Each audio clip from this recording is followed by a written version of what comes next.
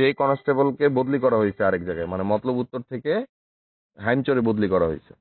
তো যুবলীগের একজন নেতাকে যদি অ্যারেস্ট করার পরে হ্যান্ডকাপ পরানোতে একজন কনস্টেবল বদলি হয়, এই বিষয়টা এখন কিভাবে প্রভাবিত করতেছে সবাইকে, এই বিষয়টা আপনাকে জানানোর জন্য এটা আপনার কে বলছে?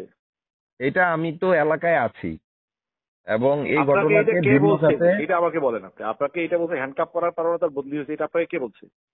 তাহলে কি কারণে বদলি হয়েছে এই বিষয়ে কি আপনি জানেন? হ্যাঁ, আমি না তো কিছুই এখানে জানি না। যে আপনি জানেন কিনা এই বিষয়ে? আমি তাকে জানি না। বলা হচ্ছে পরবর্তীতে যে সে নাকি আরে এই সে নাকি টাকি কথা বাদ দেন, আপনাকে বলছে এটা কি? আপনি আমাকে আপনার ধমক রেফারেন্সের দিয়ে কথা কথা বলেন। আপনার নাকি টাকি দিয়ে কথা বলবেন কেন? কে কি না বলছে না সেটা কথা বলবেন না। না না আপনি আপনি আমাকে আমাকে এভাবে বলবেন যে এই ধমক দিবেন ঘটনাটা কেন? ঘটছে, এটা এই কারণে ঘটছে। এটা কি এই আপনি কারণে নিশ্চিত? ঘটছে আমি অনেক তো কারণে, বলছি আমাদের তো আপনাকে। বদলি অনেক কারণেই হয়। হ্যাঁ তাহলে এই বিষয়টা তো উঠে আসছে তো আলোচনায়। কার আলোচনা হচ্ছে? কে আলোচনা করতেছে? আমাদের এই যে স্থানীয় আলোচনা হচ্ছে তো। কেসটা নিয়ে আপনার আলোচনা, আপনি কি নিয়ে আলোচনা করবেন? আমি কি করবো? আপনি কত বিষয় নিয়ে আপনার আপনি আলোচনা তো করতে পারেন? আমাকে ভাই আপনি ধমক দিয়ে কথা বলতেছেন। ধমক কেন দিয়ে কথা তো ধমক বলছি না দিচ্ছেন? আপনাকে।